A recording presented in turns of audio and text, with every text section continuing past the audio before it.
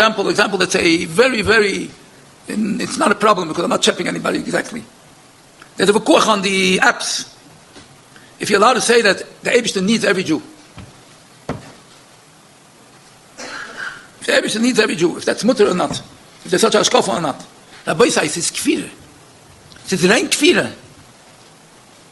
The Eibishter needs nobody. A person who has a havim in it that the Eibishter needs something is a kaifer breiker. There's no such words to be said out of a person's mouth. There's no v'kuach about it. And if you find the sefer that says it, you have to realize what he's saying. You have to know how to touch it. But once you hear once, and you hear it twice, and you hear it three, that's a very good thing to say. No, it's the biggest chizik like you say. The Eibishter needs you. The Eibishter needs you. What's a shrekle chazach? All that we listen to. And what's in it for God that we do mitzvahs, Rabbi Shachat? What's in it for God that we do mitzvahs? I guess it's the same principle. I mean, I've heard it said, maybe in this forum and other forums, that God needs our mitzvahs and it gives God pleasure and all that kind of stuff. If there's one sentence that needs to be publicized and shouted from the rooftops to change the world, it's this sentence. The Eibishter himself, in his full essence, desperately needs the mitzvah. I don't buy into that because Moses himself says very categorically in the Torah, "In tzedakta matitan lo," if you do righteousness, what are you doing for him? You're not doing him any favors. And again, if you sin, you think you're really offending him, you can analyze that a little bit on a Hasidic level, but essentially when you do mitzvahs, it's the same principle. It's about connection to God. You do the mitzvah as a means of bringing yourself closer to God. You need to put on the tefillin, not because God needs you to put on the tefillin, but because you need to in order to bind your mind and your heart towards divinity. You need to light Shabbat candles so that you come to the appreciation of how you have your greater responsibility of illuminating the outside world. Mitzvahs are more for you and your own soul benefit than they are for God. Is it heretical to believe, say, or teach that God needs us? Because I've seen classes online that say yes. Yeah. Are both opinions valid, or is only one right? This is the great controversy about Rabbi Manis Friedman, who is extremely popular Chabad speaker. In fact, the advertisement goes, the most popular rabbi on the internet. I feel cheated, but no way. I'm not even near his numbers. So he would never have missed if he didn't create the world. So why did he do it? It's a full-time job. It's a lot of people, a lot of problems, a lot of prayers to listen to, a lot of things to take care of and to help. That's not a problem for him. He's outside of time, so it all happens simultaneously and it takes no effort. He's the infinite omnipotent one. But from our perspective, it is more than a full-time job. So why do it? Take the easy way out. He was good. He's Ek Asher Eke. He doesn't need a world with 8 billion people in it. Why do it? Why bother? So the Mekubalim explain, you know why God created the world? Because he wanted, okay, that's a problem already. He's infinite, he doesn't want, but he wanted, needed, it's also a problem, he doesn't need. Although, again, we have my chevra and the Shtibel minion, we have this conversation weekly. Does Hashem have needs or not? They send me Chabad propaganda every week to try to bolster their opinion. I'm just joking, I'm calling it that, but I love it. The material and does Hashem have needs? Can we understand the notion that Hashem would have a need? So you know what his need was? He wanted to give good. He wanted to do good. Manis Friedman says many times that God needs us, and he's in many videos. It's like we could call it his like go-to saying. It's a big idea that he wants to emphasize a lot. We want to understand what's his motivation. First of all, is he correct? Is he allowed to say such a thing? And even if it's a kosher idea, is it an idea that we should emphasize so much and turn into one of the Ikrei Emunah? I don't know if you realize this, but you've created a commotion online because you said a few simple words. 3 words. God needs us. More than we need him. The message that God needs us more than we need him, I think that's what separates Judaism from the rest of philosophy, religion, Narishkeit, business. That's what the Torah is trying to tell you. What? How do you see that? Vayedet Hashem al Har Sinai. God came down to talk to you. Where is your proof? Give me proof here. The proof. You're making a very big statement here. Yes. Okay. The proof is that He initiates everything. To help creates us, the world. show us what to do. Yeah, in order for us to learn what to do. Why does He need to teach us what to do? We are serving Him because His need is more real than ours. So why should you be mavatal your ratzon for His ratzon? Because His ratzon is more intense, more real, more necessary than mine. So you're saying that you're doing God a favor when you serve Him, basically. Absolutely. It's a big line. You know that, right? Yes. And without... Rabbi Friedman, being Mechadesh, we're coming up with this completely original thing. Nobody says, but let me tell you, you're doing God a favor when you serve Him. He's not helping. Once you get this idea, you find it everywhere. Everywhere. It's a very strange thing that I have to defend the Torah to the rabbis. A lot of the people who argue say, if He needs it, so what do you want from me?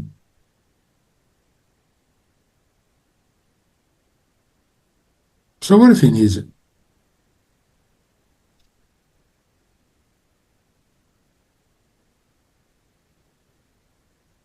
But we're suggesting, wow, if He needs it, that's a whole different... What? Who cares? Or they say, what if you don't care? He needs, He doesn't need, well, what if you don't care?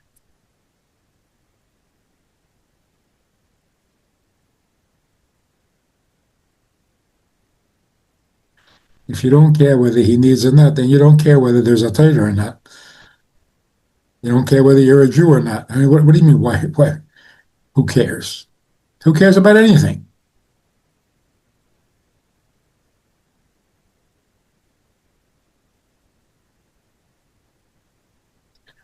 So let's see if we can. Point number one. What is the difference whether I need it or He needs it? The first thing is, if I need it,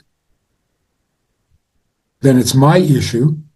And if I decide I need it, but I'm too lazy, so I don't have a right to say I'm not going to do what I need. But if He needs it, what do you mean you're lazy? It's not a good excuse. He needs it. So your mood is irrelevant here. It takes it outside of your little world. When you feel that you need it, if you think you need it, when you want to do something, this way it's a much bigger thing and it's not up to you, so your moods, facts don't care about your feelings. So if He needs it, then it becomes a fact. It's not you anymore. That's the first significant difference. The second thing is, what is more inspiring? When I feel like I need it, or when I feel like somebody needs it from me?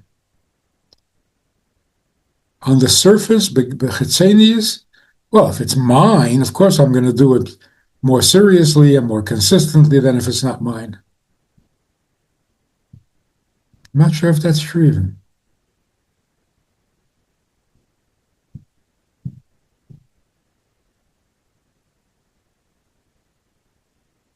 There are certain things that are so much me that of course I'm going to do it. There's no way I'm not going to eat. There's no way I'm not going to sleep because I need it.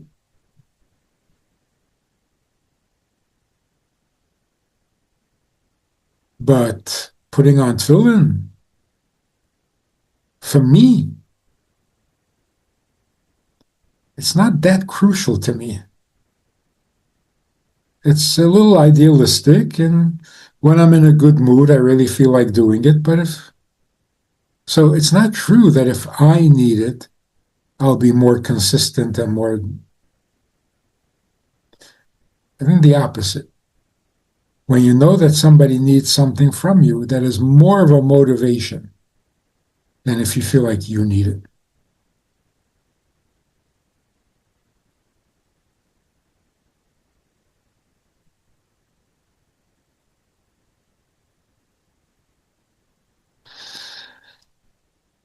Number 3, if you need it and you do it, it'll be of great advantage to you, and you'll have a chelek and olam haba. Everything's great, but it doesn't explain why you were born in the first place. When we say God needs the mitzvah, you're opening a whole big subject. Bishvil HaTorah, Bishvil Yisrael. Wow, that's a completely different topic than you want to, you don't want to. Now we're talking about Tachlis HaKavanah. So it's not, oh, the Eibishter needs, why do I care? Zeh kol ha'odam. It's the only reason you exist. Zeh kol ha'odam v'tachlis b'yosei. So if you convince yourself that you need it, then it's not Zeh kol ha'odam and it's not tachlis b'yosei. It's just something you happen to need. But if the Eibishter needs a dira b'tachteiner, that explains everything. So that's why he created us, and that's why he gave us HaTorah, and that's why he gave us Bechira, and that's what we're doing all these years.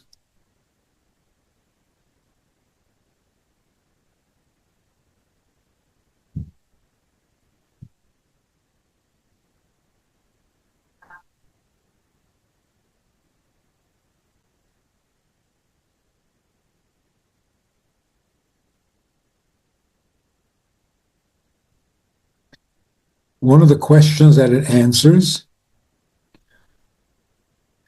I have to be very careful not to carry a key on Shabbos.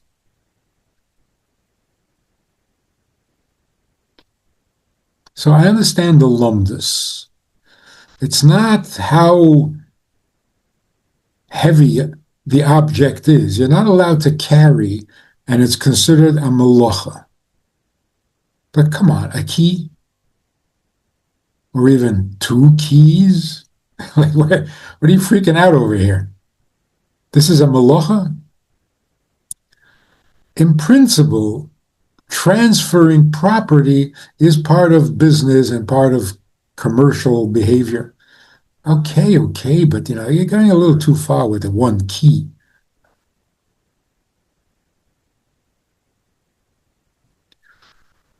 But if he needs it, then there's no question anymore. He is bli gvul, and to him something tiny and infinitesimal can be just as important as something infinite.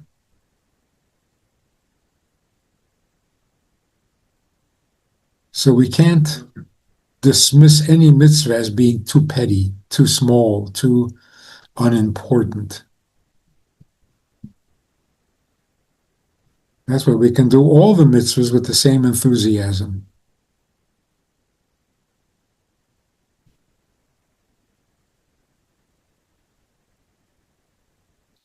Havei zohir b'mitzvah kala kibachamura.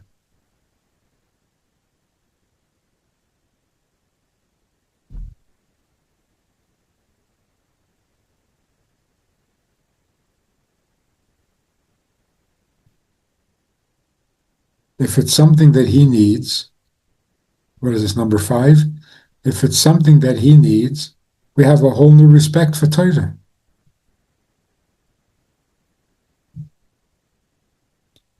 Torah is not a book of good advice and life coaching.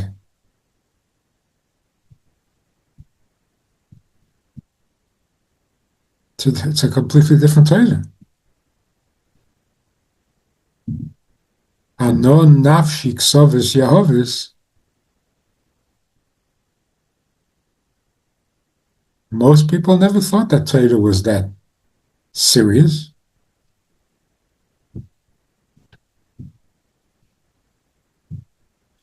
By the way we understand Anon nafshi ksovis Yehovis is very different than the way Yeshiva understands it. They understand it to mean, the Eibishter say, I wrote the Torah myself. Nobody wrote it for me, I wrote it myself. Which is underwhelming. Yeah, so?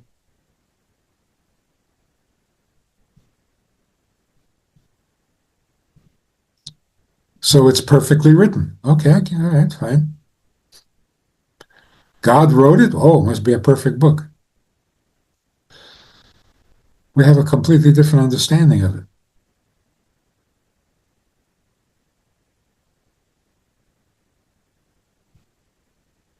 But when you do understand it, that it's a non-nafshi,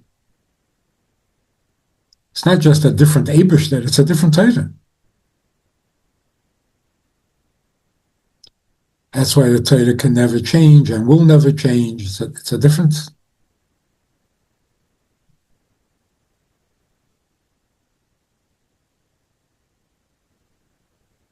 Like, for example, if HaKadosh Baruch Hu means Zoh and Malchus, and Zoh has to express itself in Malchus, so once Zoh expresses itself in Malchus, then we don't need it anymore.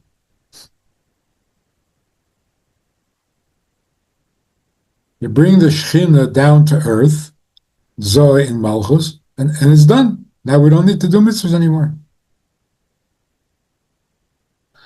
But if HaKadosh Baruch Hu means him, well, then it will always have to do mitzvahs.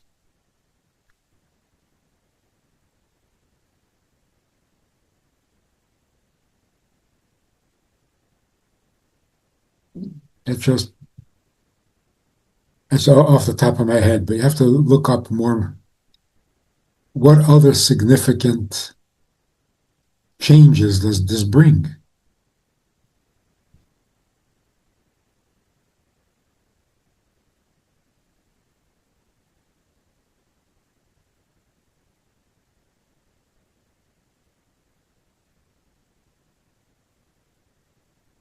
There's that Yud Shvat Maimer. It's a Bossi Lugani Maimer, where the Rebbe says that the Yetzer Hara doesn't want you to believe that you're that great, that you're Negeya to Atzmus. You have to look up that Sikha. What else the Rebbe says about that? That knowing that it's Negeya and Atzmus does something, and the Yetzer Hara doesn't want you to have that.